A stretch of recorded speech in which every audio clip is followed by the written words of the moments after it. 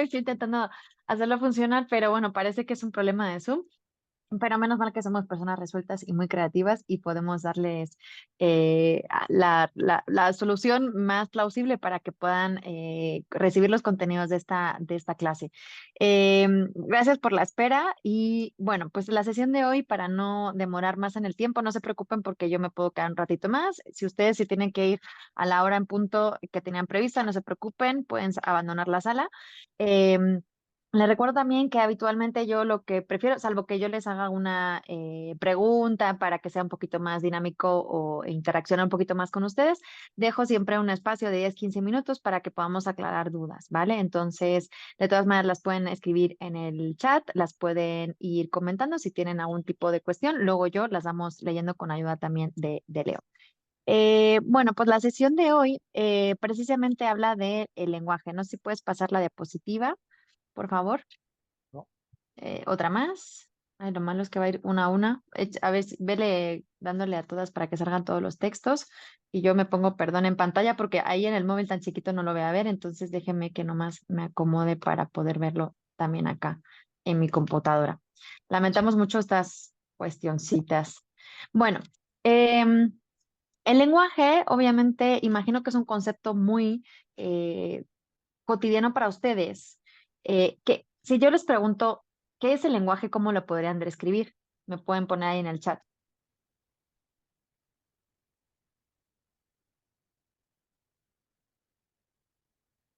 Ya ahorita voy leyendo si alguien me puede escribir.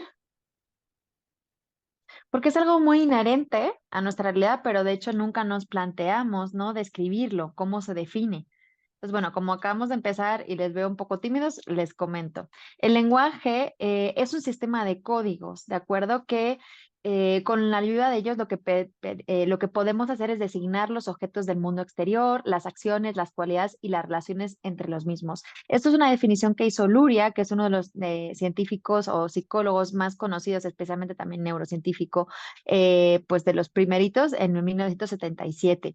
Em, entonces, fíjense que él ya hablaba de la definición que ella actualmente reside, ¿no? Que al final, obviamente, las palabras y los fonemas son códigos, en realidad no tienen como entidad propia, solo que le hemos ido dando significado y eso es lo que permite que el lenguaje tenga sentido y lo que nos permite precisamente es describir el mundo que nos rodea, ¿no? Y todo lo que tiene que ver con él. A eso se refiere lo de las acciones, cualidades y relaciones. Por su lado, Chomsky, un poquito antes, ya decía que el lenguaje es un conjunto finito o infinito de oraciones, cada una de ellas de una longitud finita y construida a partir de un conjunto infinito de elementos. Voy a ver si me puedo tomar la imagen, así creo que les voy a poder ver mejor. Em, por su parte, Paivio y Beck en 1981 decían que el lenguaje es un sistema de comunicación biológico especializado en la transmisión de información significativa inter e intraindividualmente a través de signos lingüísticos.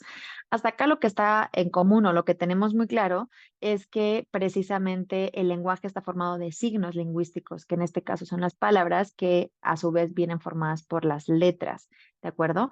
Y acá hay una parte muy importante que es un sistema de comunicación biológico. Fíjense, y esa parte de inter e intraindividualmente, porque el lenguaje no solamente permite la comunicación con otros seres, con otras personas, sino también con nosotros mismos. Ahí la parte del intraindividualmente. Y esto ya se hablaba en 1981, fíjense. eh, Toda la parte también del discurso interno, de cómo si ustedes se observan por un segundo cómo transitan el día, van a darse cuenta de que en su mente van como describiendo lo que va pasando o van incluso enumerando las cosas que tienen que hacer, pero en su mente hay siempre una voz, digamos, que está constantemente en acción, ¿no? Y entonces es lo que hablamos también de el intraindividuo.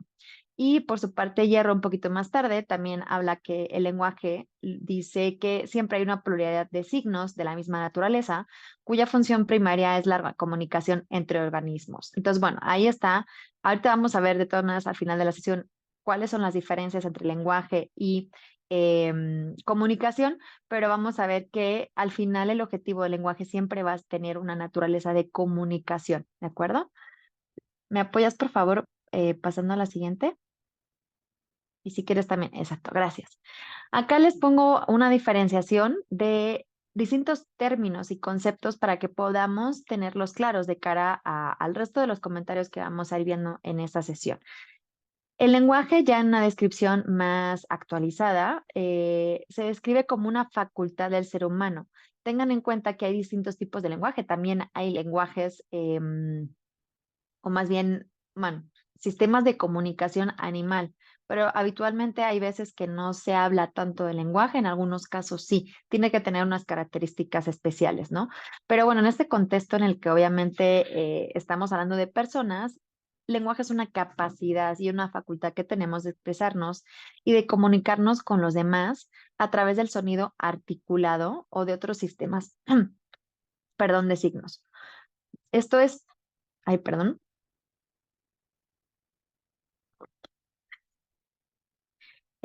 Lo que les decía, el sistema de signos precisamente y el sonido articulado es esa forma que tenemos.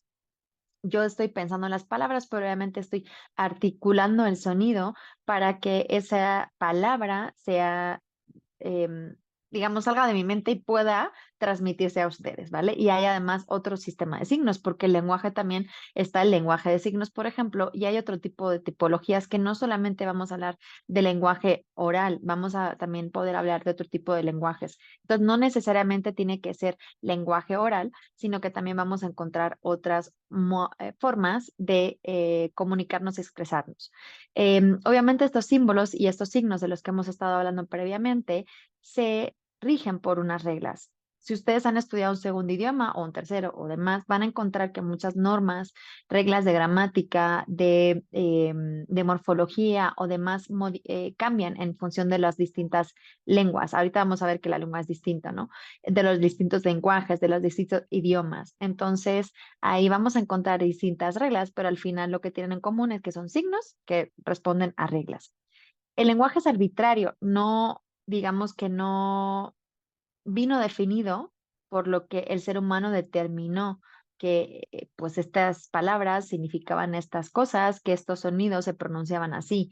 Digamos que es arbitrario en el que va a cambiar en función de los, también de las lenguas, de los lugares. Y como decíamos también antes, al final el lenguaje lo que pretende es representar cosas, representar el mundo, y el mundo se compone de conocimientos, de ideas y de pensamientos.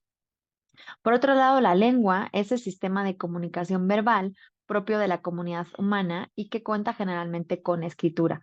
Acá vamos a hablar comunicación verbal de nuevo, no tiene que ser en forma de palabras, pero a veces también cuando lo hacemos con gestos, la lengua de signos, cada gesto también representa una palabra, entonces a veces se interpreta también como verbal. El habla, en este caso, ya sí que tiene que ver con una parte verbal, oral, ¿no? O escrita de la lengua, ¿vale? Y lo usamos para transmitir significados. Y por su parte, la comunicación es el proceso de intercambio por medio de cualquier método, ya sea oral, gestural o escrito. De nuevo, aquí vamos a ver que la lengua se va a transmitir siempre en escrito, en oral, pero también obviamente por medio de símbolos, de gestos, en el caso, por ejemplo, de lengua de signos. ¿Me apoyas con la siguiente diapositiva, por favor? Y con la siguiente, acá vamos a ir viendo a lo largo de esta sesión las distintas aproximaciones históricas que se ha hecho desde la psicología. Habitualmente el lenguaje lo estudian los terapeutas del habla, pero dentro de la psicología también se ha estudiado como un constructo dentro de la psicología y por eso existe la disciplina de creo que es una antes, por favor, las diapositivas, antesito mientras yo sigo hablando. Entonces, bueno, vamos a empezar, por ejemplo, con el planteamiento que tenía Watson, que eso fue uno de los primeros psicólogos de laboratorio que empezaron a estudiar muchos componentes y muchos conceptos, tanto el lenguaje como otras cuestiones. Entonces, en un principio, el modelo conductista, que es de los primeros modelos que hubo en la historia de la psicología, entienden el lenguaje como una conducta observable, porque en realidad, pues sí lo podemos observar, ¿verdad? O sea, si nosotros escribimos, podemos contabilizar las palabras, las estructuras que utilizamos y cuando lo hablamos también alguien puede observar nuestra producción. Entonces, en este caso, Watson lo que hacía, bueno, en esos primeros momentos, el estudio del lenguaje se limitó al habla, en ese caso no estuvieron interesados ni en la estructura ni en la función, sino más bien en cómo se ejecutaba y por qué surgía el concepto de lenguaje. Tengan en cuenta que el concepto de lenguaje también ha sido muy estudiado por psicólogos del desarrollo. Ahorita creo que vamos a ver alguno, porque obviamente el lenguaje está muy vinculado con el desarrollo. Nosotros en las primeras etapas, a partir de los 2 años y medio, 3, es cuando empezamos a emitir lenguaje, pero todo el tiempo antes estamos adquiriéndolo. Y creo que en otra sesión que vamos a ver más tarde, justo les quiero presentar cómo se adquiere el lenguaje desde que somos pequeños y cómo vamos aprendiendo todas esas normas, esos conceptos, esas formaciones que nos permiten articular el lenguaje de una manera comprensible y obviamente poder cumplir su función, que es la de comunicarnos. Entonces, según el modelo conductista, el lenguaje, es decir, y recuerden que acá estamos hablando de habla, ¿vale? De lo que nosotros comunicamos de esa parte, aumentará o disminuirá en función de la respuesta del medio. Si se nos promueve el poder emitir más lenguaje, aumentará nuestro lenguaje, o si se nos estimula, o si tenemos una deprivación en el tema del ambiente, pues obviamente nuestra producción de lenguaje posiblemente disminuirá. Hasta ustedes pueden ver, ¿no? Que hay con personas con las que a lo mejor ustedes pueden hablar más y con otras personas o en determinadas situaciones en las que él habla, pues en realidad habla menos, ¿no? Entonces, eso es lo que se refiere con que el lenguaje depende un poco, es una respuesta al medio. Como alternativa a este modelo está el modelo de Chomsky, que en realidad lo que plantea tiene dos argumentos. Uno, la pobreza estimular es el input adulto está lleno de errores. El input es lo que recibe el adulto. Y falta de evidencia negativa, que es que los adultos no corrigen. Recuerden que estamos hablando acá en cómo formamos el lenguaje, ¿vale? Entonces, por ejemplo, el niño dice, Tommy arrojó mi ventana por el avión. Y la madre le pregunta, ¿tiraste el avión de Stevie por la ventana? Entonces acá encontramos, según el modelo de Chomsky, que en realidad es como que el adulto no corrige al niño, da por correcto el lenguaje que ellos están dando, de manera que se preocupa más como del contenido de la afirmación o las connotaciones que pueden tener que la corrección sintáctica. De manera que esa parte que decía el modelo conductista de que es una respuesta al medio, en este caso, él sostiene que no sería del todo correcto, porque en este caso, el efecto del refuerzo sería que los niños, obviamente, se comunican de manera correcta o de manera cierta sobre lo que sucede en su mundo, pero en realidad son agramaticales, o sea, cometen errores gramaticales, de manera que no adquirirían el lenguaje correctamente. Y esto vamos a ver que, aunque nosotros, precisamente cuando el adulto no corrige, en realidad es lo que le permite al niño adquirir el lenguaje correctamente. Entonces, bueno, por eso el modelo de Chomsky replanteó este modelo conductista posteriormente. Siguiente diapositiva, por favor. Entonces, bueno, vinculado también con el modelo conductista, Skinner trata y concibe el lenguaje como una respuesta operante que está sometida al control de estímulos ambientales. De nuevo, ¿no? Si la mamá, por ejemplo, o el papá o la persona del entorno, cuando el niño está hablando, le da un refuerzo positivo, obviamente el lenguaje va a aumentar. Acá lo vamos a ver lo que hemos estado hablando anteriormente con otros ejemplos. Por ejemplo, el niño ve un perro y dice perro, ¿no? Entonces, si la madre le aplaude, le felicita, le dice, ay, sí, es un perrito, chalala, chalala, esto es un refuerzo positivo. Entonces, el niño, desde este modelo, lo que va a hacer es que va a aumentar la probabilidad de que siga emitiendo lenguaje. Pero si, por ejemplo, sucede la situación contraria, en la que la madre, el padre o la persona, el adulto que esté con el niño, no dice nada, le ignora o le habla otra cosa, es un castigo negativo, no recibe atención el niño, ¿vale? Entonces, bueno, ahí sería un reforzamiento negativo, pero bueno, en todo caso, no es positivo. El resultado, en todo caso, es que disminuye la respuesta. Va a ser menos probable de que el niño vaya a seguir nombrando cosas si en realidad nunca es reforzado. Em, Aspectos clave del trabajo de Skinner sobre el comportamiento verbal, él lo que plantea es que debido a esos reforzamientos selectivos que el ambiente entrega a los sonidos y combinaciones de sonidos emitidos por el niño va imitando.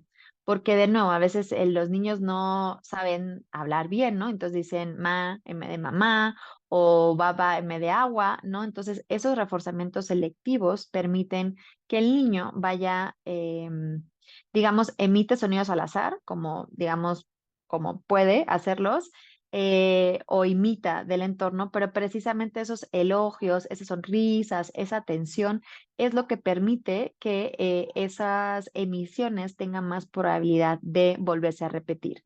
Entonces, conforme se va pareciendo más a la habla adulta, más va siendo reforzada y por lo tanto es más correcta. Las imitaciones ayudan a pronunciar mejor y al aumento de vocabulario. A veces, cuando nosotros estamos con los niños, les decimos una palabra y los niños la repiten. Entonces, eso permite, por ejemplo, le dicen baba, ¿no? Y cuando son más mayores, a veces les decimos no, agua. Entonces, el niño va imitando. Entonces, va permitiendo que adquieran correctamente la pronunciación y obviamente también el aumento del vocabulario. ¿De acuerdo? Entonces, creo que más o menos hasta ahí. Obviamente, cuando más se le refuerza al niño, más probabilidad hay de que se emita esos estímulos. La siguiente, por favor. De la mano de Skinner, que también plantea el modelo conductista, pero en este caso el condicionamiento operante, pues de nuevo, ya saben más o menos cuál es el modelo del comportamiento de Skinner, si no se incluye esta diapositiva para resumir, ¿no? Entonces, el ABC del comportamiento según el modelo conductista es que siempre hay un antecedente, o sea, algo pasa, algo sucede, luego hay un comportamiento que es el que la persona emite, es la conducta, y luego hay unas consecuencias, ¿vale? Entonces, cuando nosotros añadimos algo positivo, incrementamos el comportamiento y estamos hablando de refuerzo positivo. Si en realidad estamos añadiendo algo negativo, eso es un castigo positivo y en este caso estamos disminuyendo el comportamiento. Y cuando quitamos, en realidad cuando quitamos algo positivo es un refuerzo negativo y cuando damos algo negativo es un castigo negativo. Eso es un trabalenguas, pero como ahorita la clase no tiene que ver con modelo conductista, no me quiero detallar mucho. De todas maneras, si luego tienen una duda, me comentan. Lo que sucede simplemente es que a veces el refuerzo positivo puede ser porque damos algo positivo o porque quitamos algo negativo, ¿vale? Con eso te tienen que quedar. Y eso permite incrementar el comportamiento. Y por otro lado, hay otra variable en la que disminuimos la probabilidad de comportamiento y es o bien damos un estímulo negativo o bien quitamos algo positivo. Y eso también es un castigo, ¿vale? Por ejemplo, cuando ahorita a los niños les quitamos horas de estar con la tablet, por ejemplo. Entonces es un castigo negativo, ¿de acuerdo? Sí, en el caso de que nosotros estuviéramos haciendo un castigo positivo, lo que hacemos es que o sea, le quitamos, eh, perdón, castigo, o sea, justo le quito algo que le gusta. Y refuerzo negativo, lo que hago es que, uy, ya me leí yo también, me estaba liando con el ejemplo. Bueno, vamos a quedarnos acá para que nos dé tiempo a toda la sesión, pero bueno, lo que me refiero con castigo positivo es eso, quitar como algo que les guste, ¿vale? Y dar algo malo es cuando realmente estamos castigando. Por ejemplo, pues cuando la persona comete una conducta que no queremos y lo que hacemos, por ejemplo, le regañamos o es que me salen muchos ejemplos que justo no son los que quiero promover, ¿no? En una educación positiva eh, que son, por ejemplo, pues dar, pues sí, justo a lo mejor una regañina, ¿no? Vale. La siguiente, por favor. Bueno, la siguiente y la siguiente, porque estas son se las he incluido para que ustedes puedan entender la parte del reforzamiento. Y ahí, perfecto. En el caso de Bandura, que él es el que plantea el modelo del aprendizaje social, según él, es un proceso precisamente de aprendizaje social, de manera que se adquiere en relación con la interacción que tenemos con los demás. Para él, ya alejándose de esta parte del reforzamiento de conductas verbales, no le da tanta importancia a esa parte del reforzamiento, sino que se centra más en la experiencia que tiene el niño con los demás para adquirir el lenguaje. Según él, el niño aprende por observación e imitación de la conducta. Uy, hay una errata ahí, es imitación. Ahorita les voy a actualizar el PDF de la sesión con estas correccioncitas. Ahorita se lo vuelvo a enviar a la universidad. E imitación de la conducta modelo, que en este caso es el habla de los adultos. En el caso de que por distintas razones no se haya podido estar en contacto con otra persona que sirva de modelo, no lo aprendemos. En este caso, quise ponerles un vídeo, pero temía que a lo mejor no nos diera tiempo. Si nos da tiempo, incluso podemos volver ahí. Si no, les recomiendo, hay un vídeo en psicología de lenguaje, se estudió mucho el caso de Jenny. Jenny es una niña de Estados Unidos que creo que era Estados Unidos o Australia, Estados Unidos creo, que sus papás la tuvieron encerrada en el, eh, en el basement durante años y la tenían atadita a una silla y solamente podía pues estar ahí toda la vida, ¿no? Cuando la descubrieron, la niña no podía hablar y en realidad tenía como unos 12, 13 años cuando lo que calcularon, porque obviamente pues también no tenía un desarrollo físico muy evolucionado por toda la carencia y la falta de estimulación que había recibido a todos los niveles. Entonces, bueno, pues a pesar de que ya tenía una edad para tener un lenguaje, como estuvo aislada, no tenía adquisición de lenguaje. Y esto obviamente derivó en otros retrasos del desarrollo, porque el lenguaje media obviamente el razonamiento, media la comunicación, media la inteligencia, media muchas otras cosas. Entonces es muy interesante porque, bueno, luego ya cuando la encuentran, pues obviamente la enseñan a hablar y bueno, pues precisamente si no podemos recibir esa estimulación social también del lenguaje, si no tenemos ese modelo. El lenguaje no es algo así que tengamos un programa, viene como preinstalado, como en la computadora, pero necesitamos que alguien, ¿no? Pueda ejecutarlo y actualizarlo en nuestra computadora para que pueda funcionar, si no se queda simplemente ahí. Y bueno, la pregunta acá es suficiente con la teoría del aprendizaje para explicar esta adquisición. La siguiente, por favor. Gracias.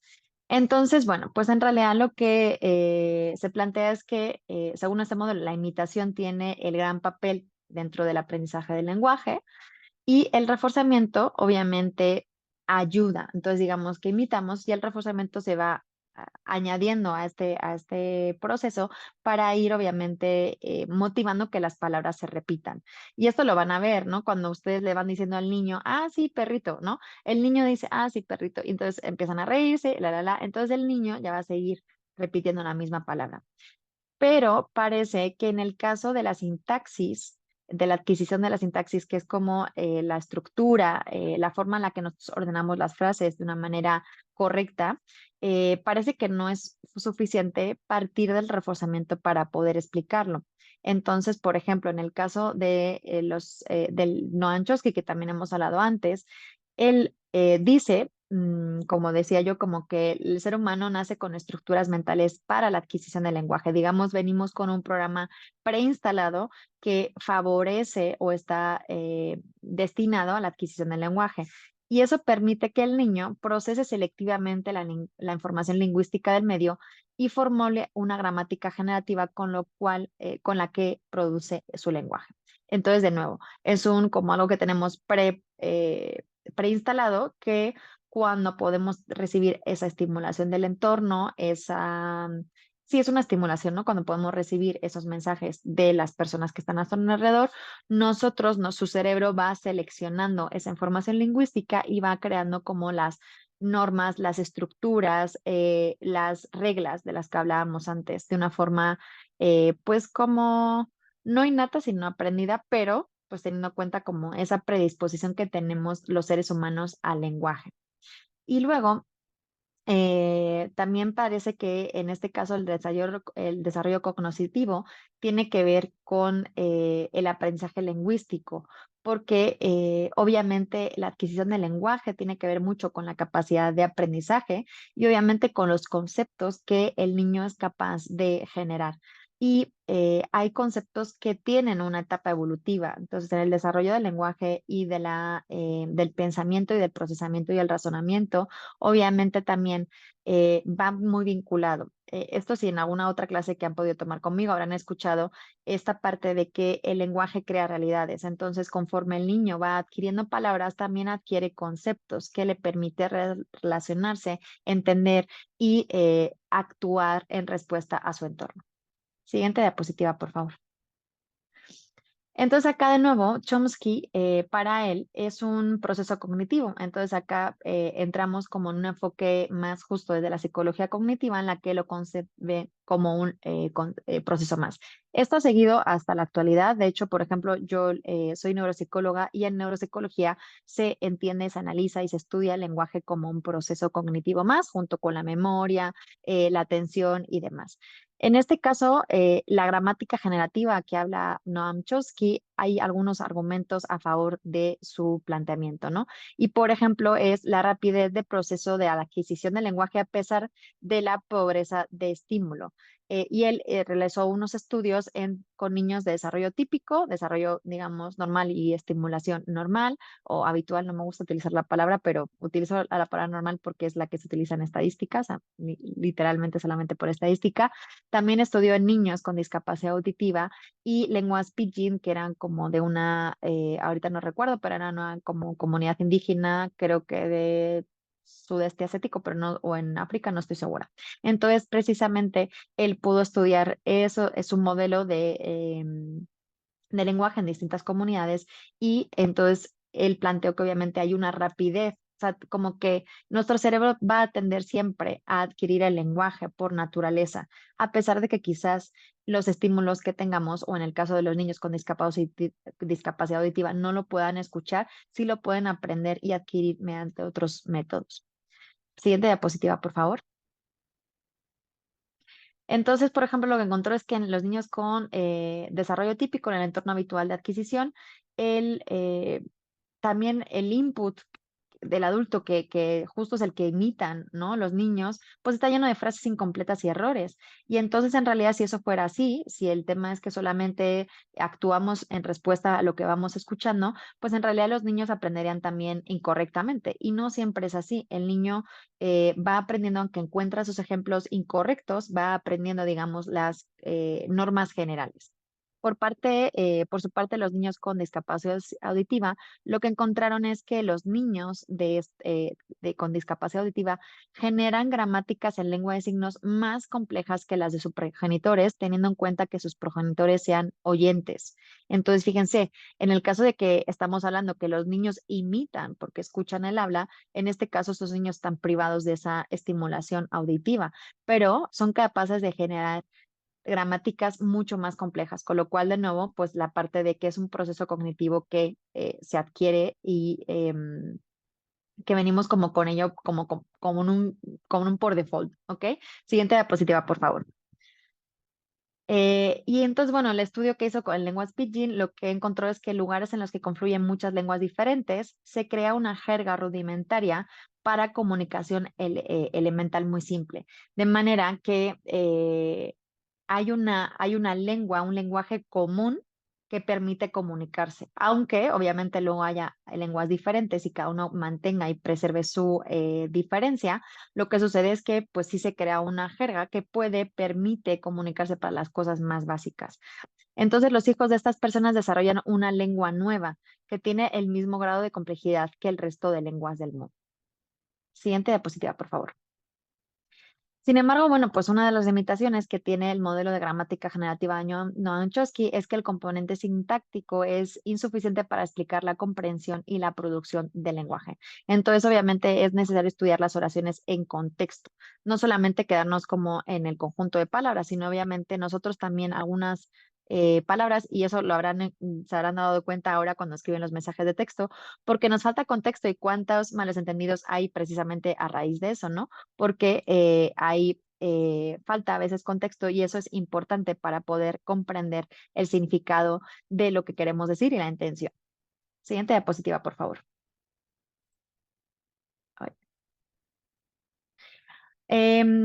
Posteriormente, Fyodor, él también plantea o sigue el modelo cognitivo en relación con el lenguaje, pero acá ya en esta temporada, ya como en los 70s, 80s, lo que empezó ya a ver, pues empezó a haber más investigación de neurociencia y demás, y entonces empezó el modelo de la modularidad de la mente. Según este modelo, bueno, y además es una de sus obras que escribió este autor, que estaba publicada en 1983. La mente está organizada en módulos. y cada uno de los módulos lo que representa es una estructura de procesamiento de la información, o dicho de otra forma, es una unidad de trabajo prediseñada, autónoma y automática. Entonces son módulos que son estructuras de procesamiento de la información. Siguiente diapositiva, por favor. No me deja. Ahí. Entonces, según él, las propiedades de estos módulos son varias. Una, tienen ay, siempre se me traba esta palabra, especificidad de dominio. Esto lo que significa es que estos módulos están especializados en un determinado tipo de estímulos para realizar una tarea determinada. Es decir, cada módulo, una tarea. Entonces, por ejemplo, habrá módulos para comprender la sintaxis, habrá módulos para comprender la morfología, habrá módulos para comprender los conceptos, otro módulo para, ok, entonces digamos acá todo está como, el modelo de la modularidad es que todo lo desglosamos de manera como si fueran piecitas y obviamente esos módulos forman puzzles más complejos, pero siempre es un módulo, una tarea, porque son así hiper mega específicos. Luego también otra propiedad es el encapsulamiento informativo.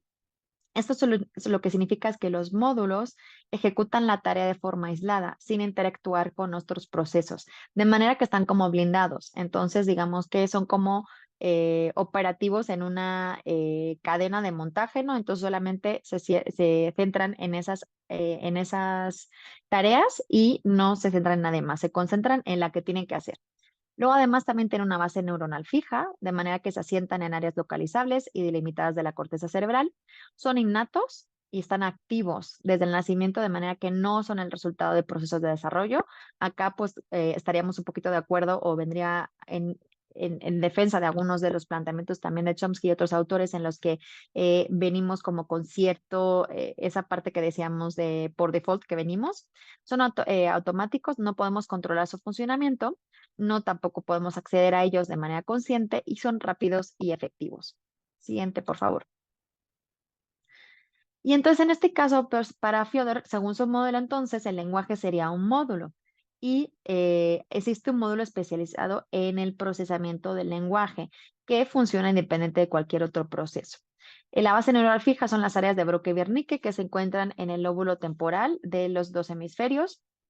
El lenguaje se adquiere tempranamente a pesar de la pobreza del estímulo, que ya lo decía también Chomsky, y comprendemos y producimos el lenguaje sin saber cómo lo hacemos, de una manera rápida y eficazmente, de manera que, como ven, cumplen los criterios y las propiedades de los módulos que describe su modelo. Siguiente, por favor.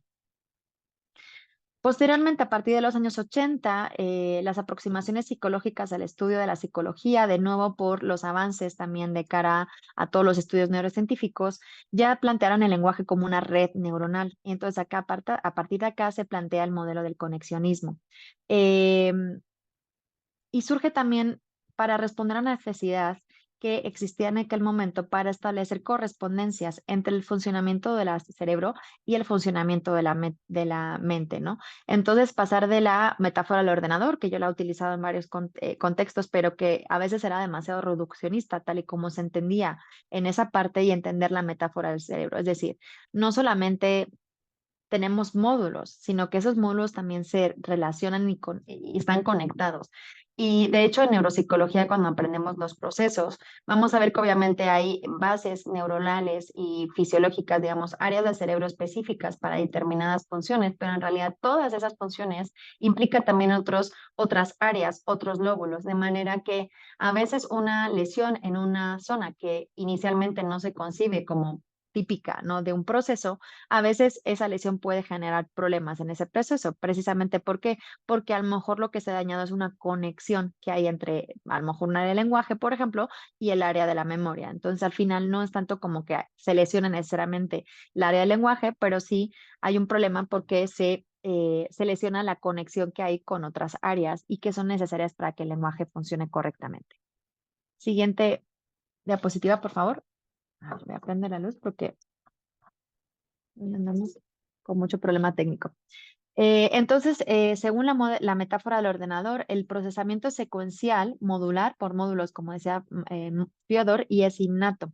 Sin embargo, en el caso del cerebro, de la metáfora, el modo de procesamiento en este modelo lo que se plantea es que es en paralelo, de manera que obviamente yo estoy hablando, pero a la vez estoy memorizando mis conocimientos que ya tengo. Obviamente estoy pendiente, tengo el área motora pendiente de pasar la diapositiva, también de recordar que por favor me apoyen, ¿no? Como ver la diapositiva. Y entonces en realidad mi cerebro está teniendo muchos procesos a la vez y en paralelo, ¿vale? No solamente, no es una cosa, otra, sino que es en paralelo. También está distribuido de manera que no está tan modularmente organizados los procesamientos, sino como decía, obviamente conexiones por distintas áreas del cerebro. Y en realidad, a diferencia de lo innato, en este caso es automodificable por la experiencia. Nosotros podemos modificar aprovechando iba a decir resiliencia, la plasticidad cerebral, podemos modificar nuestras conexiones de manera que surjan nuevas conexiones, nuevas rutas cerebrales, neuronales que permitan resultados diferentes. La siguiente diapositiva, por favor. Entonces, bueno, según este modelo, para él el lenguaje o bien los distintos procesos cognitivos son un conjunto de unidades simples, entonces digamos que es como parecido al módulo, ¿no? A lo modular, pero que están interconectadas entre sí. Y recuerden que el sistema o el modelo de Fyodor lo que decía era que estaban aisladas y que lo que tú hacías estaban encapsuladas y que lo que funcionaba en una no tenía nada que ver con el resto. En este caso, el conexionismo justo el punto para que lo tengan muy claro, como la propia palabra dice, conexionismo, pero es la interconexión entre distintas áreas, ¿vale? Entonces, bueno, con una determinada fuerza, que es lo que llamamos el peso de la conexión. Esto es lo que sucede cuando nosotros tenemos una ruta cerebral que es lo que llamamos hábitos, por ejemplo, o lo que podemos denominar con las creencias, pues obviamente esas van a tener una fuerza, una huella mucho más profunda y va a ser como la vía por la que habitualmente vamos a seguir relacionando y actuando. Pero por eso cuando adquirimos nuevos hábitos, no nos resulta tan sencillo, ¿verdad? Y es porque igual esa conexión que hay no tiene tanta fuerza como una de un hábito que podamos tener hace mucho más tiempo. Entonces, según este modelo, también el conocimiento está distribuido a través de los pesos de conexión, precisamente de las unidades que forman la red. Sin embargo, hay una capacidad de automodificación, que es lo que les decía que tiene que ver con la plasticidad cerebral, que es que podemos podemos modificar el trabajo de las redes en función de los pesos de la conexión, ¿vale? Que es lo que decíamos. Y el mecanismo que provoca el cambio de los pesos de conexión es un algoritmo general de aprendizaje expresado, de hecho, en una función matemática que no se la voy a compartir, no se preocupen. Y entonces, bueno, pues también según este modelo, el lenguaje sería una red neuronal que se va formando durante la ontogénesis, es decir, todavía cuando estamos como en el embrión. Si le pasan a la siguiente, por favor. Gracias.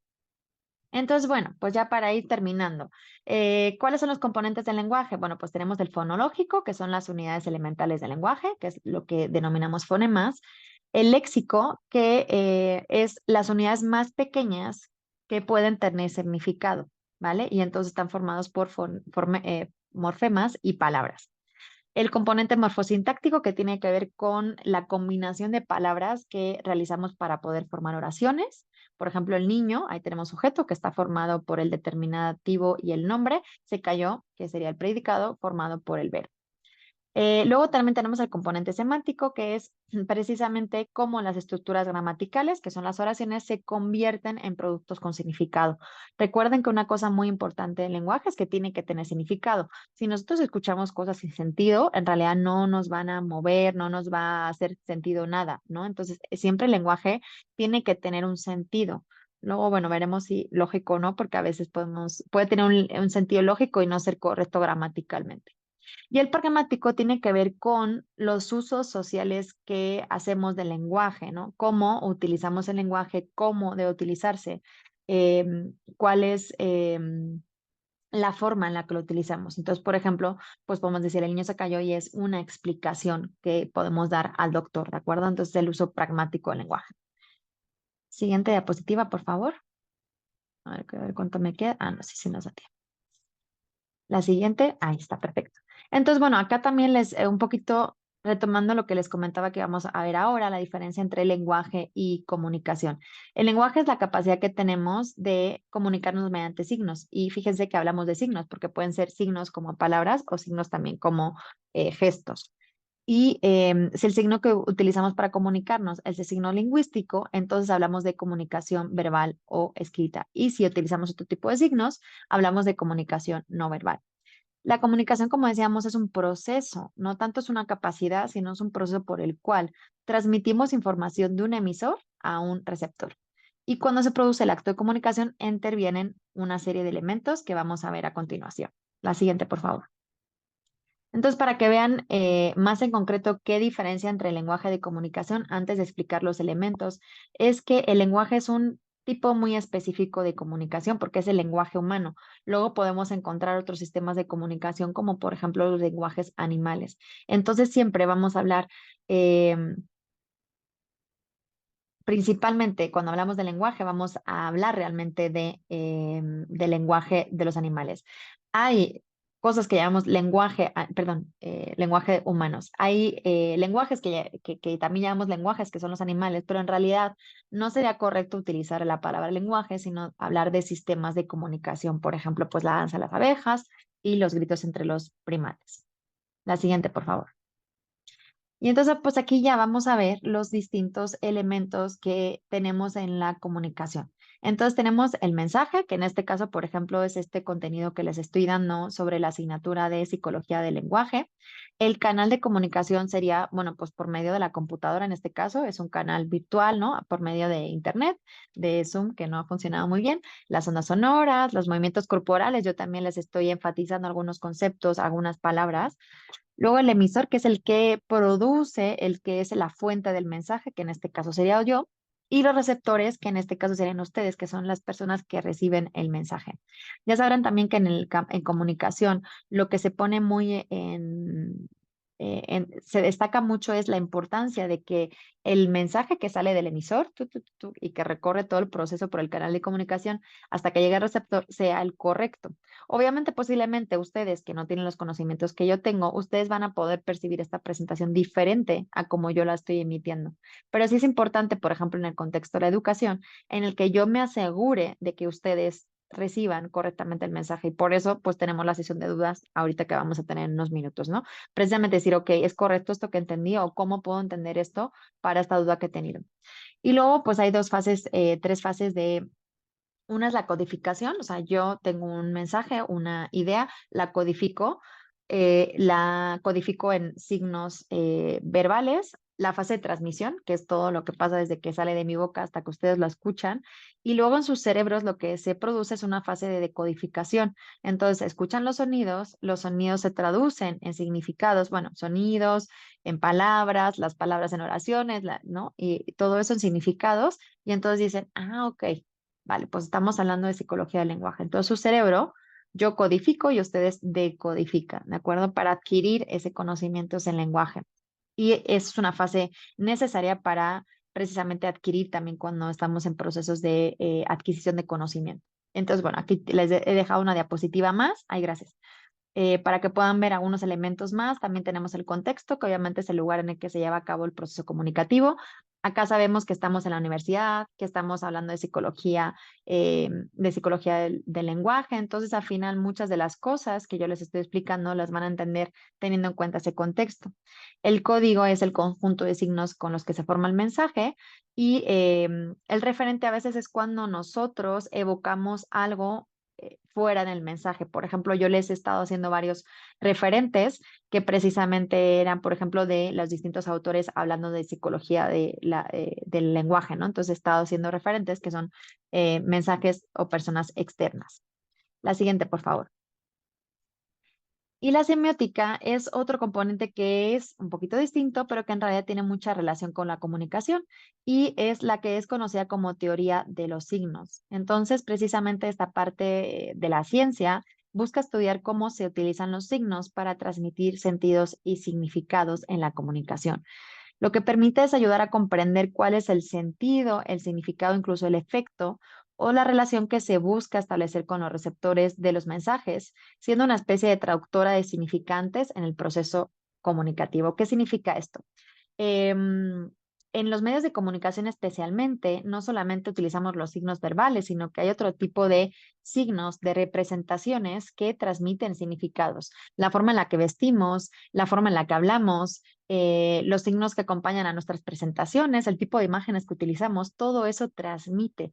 Entonces, al final, eso nos puede dar también información adicional sobre el sentido y el significado del mensaje que estamos buscando. ¿Vale? Y la semántica, bueno, es algo que se estudia mucho, por ejemplo, precisamente en contextos de comunicación como pues más media, ¿no? La siguiente, por favor. Hay dos, ahí, perfecto. A ver, esta no la, sí, perdón, me salté una, sí, esa está.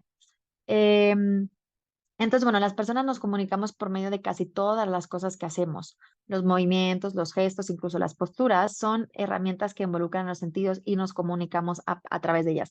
Si yo estuviese dando la clase así con ustedes, o encorvada, o así, pues obviamente les estoy transmitiendo algo que es o no me apetece, o no sé del tema, o no me interesa. Entonces, más allá del mensaje que yo estoy haciendo, no verbalmente, les voy a transmitir otro tipo de cosas y también la forma en la que yo gesticulo, ¿no? Puedo transmitir que me gusta mucho el tema y si estuviera hablando así como hablan los del telediario, pues igual no estaría transmitiendo otro tipo de cosas para que se den cuenta. Y por eso, precisamente por eso, esas herramientas construyen formas más complejas de comunicación, ¿no? Para los sentidos. Y esto tiene que ver, por ejemplo, con la música, la publicidad decía antes, ¿no? La tele, el cine, la música, el arte, ¿no? Entonces, porque también nosotros no solamente nos comunicamos por las palabras, sino que nos comunicamos a través de otros sentidos. Cuando tocamos, damos un abrazo a una persona querida, cuando olemos y cocinamos para alguien y alguien recibe, ¿no? Ese olorcito a cocinita como de la abuela, pues también ya transmite cuando cocinamos con amor se nota también por el olor, el sonido, si hablamos dulces, hablamos gritando, ¿no? Entonces todo esto también va generando más información adicional. Siguiente diapositiva, por favor. Y en cuanto a las funciones del lenguaje, ya estamos terminando, nos quedan de 3 diapositivas nada más para que tengamos el turnito de las clases y respetar la hora de duración. Ya saben que si alguno tiene que abandonar la sala no hay problema. Bueno, pues la primera ya hemos dicho que no representa la realidad. La segunda también hemos hablado de ella, que favorece la comunicación y la interacción social. Nosotros nos podemos relacionarnos con otros precisamente a través del lenguaje.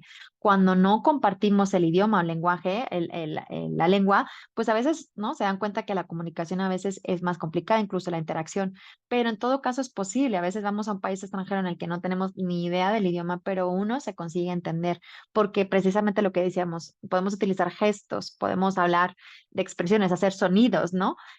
Ruidos. Entonces, todo eso nos puede permitir la comunicación. También tiene una función que también hemos mencionado anteriormente, que es el del desarrollo de las funciones psicológicas. El lenguaje permite la adquisición de otros procesos como el razonamiento, la memoria y demás, ¿no? Entonces, es muy importante porque va a mediar todo el resto de las funciones psicológicas. Y obviamente no podemos evitar, ¿no? Obviar que es un vehículo de transmisión cultural. Obviamente nosotros podemos transmitir nuestra cultura, los conocimientos de la cultura en la que vivimos a través del lenguaje, ¿no? De los libros, de lo que recibimos en las clases como esta. Siguiente diapositiva, por favor. Y entonces, bueno, pues acá en cuanto a la función comunicativa, vamos a encontrar que el lenguaje lo utilizamos para compartir experiencias, para compartir la experiencia colectiva, que es lo que denominamos cultura, y también es importante esta parte de la función comunicativa que tiene que ver con regular y autorregular nuestros comportamientos. A veces mentalmente seguro que se dicen, no, venga, no te enojes, o bájale, ¿no? Cálmate, o tranquilízate, o vamos a hacer, ¿no? Uno va regulando, o esto no lo hagas, mentalmente nos podemos regular nuestro comportamiento. Y en el caso de la función representacional, que tiene que ver con representación de la realidad externa, pues de nuevo, pues lo que nos permite es categorizar esa realidad externa y también es un proceso mental superior que nos sirve para hacer inferencias, para razonar de forma deductiva, inductiva, para hacer juicios, etcétera. Siguiente diapositiva, por favor. Y en cuanto a las dimensiones del lenguaje, desde la parte formal, vamos a encontrar las distintas estructuras, la dimensión estructural que tiene que ver con aspectos formales específicos de cada idioma, que es el sonido y forma. La forma en este caso es como la letra, en este caso. Si fueran, por ejemplo, el lenguaje de signos, pues era el gesto. Y la forma también cuando las personas pierden la capacidad de comunicación, pues por ejemplo puede ser el picto, ¿vale? Los pictogramas que utilizamos con personas que no pueden emitir lenguaje. La dimensión funcional, que tiene que ver con aspectos de adquisición y uso, como por ejemplo hemos dicho, la regulación de la conducta, lo cognitivo y el contenido. Y la dimensión comportamental, que tiene que ver con la producción y comprensión del lenguaje y obviamente también la parte interactiva. Y pues puedes pasar dos más porque la otra es un resumencito. La siguiente es como para que vean esas dimensiones de otra forma, mediante un gráfico. Y con esto ya daríamos terminada la sesión. Por si quieren, todavía tenemos 10 minutitos para consultas, para dudas. Gracias por los que se han quedado a pesar de la